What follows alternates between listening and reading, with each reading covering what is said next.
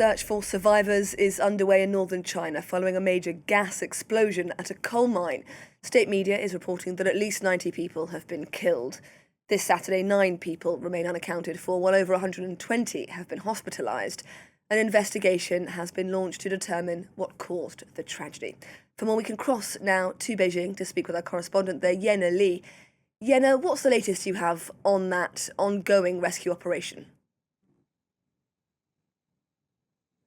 Well, rescue efforts were still underway 24 hours after the explosion. China's state news agency Xinhua has been putting a lot of the focus on the number of rescue workers and the number of ambulances on site, as well as the declarations made by President Xi Jinping, who has called for a thorough investigation into the incident. One of the country's vice premiers, Jiang Guoqing, has also arrived at the site to oversee rescue work. What we also know, according to various state media outlets here, is that the company involved, Tongzhou Group, was fined twice last year for safety issues, and in 2024 it was on a national safety hazard list. Rescue work also has been reportedly made difficult because the maps provided by the mining companies didn't match the actual conditions on the ground. Not long after news of the accident was made public, China's State Council, which is the equivalent of the government here, vowed to launch a rigorous and uncompromising investigation, and authorities have taken at least one person from the mining company into custody. Information here is, of course,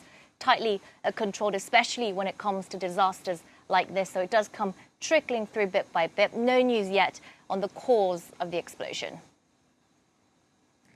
Yena Lee, how common are mining accidents like this in China? This isn't a one-off incident, is it?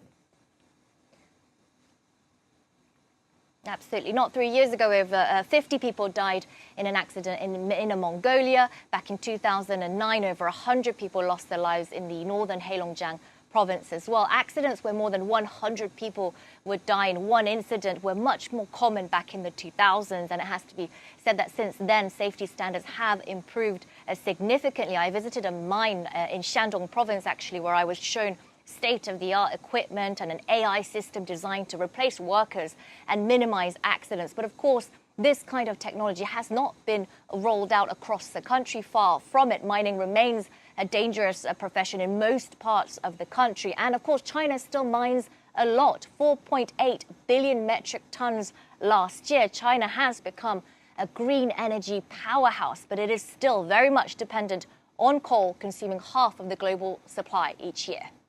Yena Lee reporting from Beijing. Thank you very much.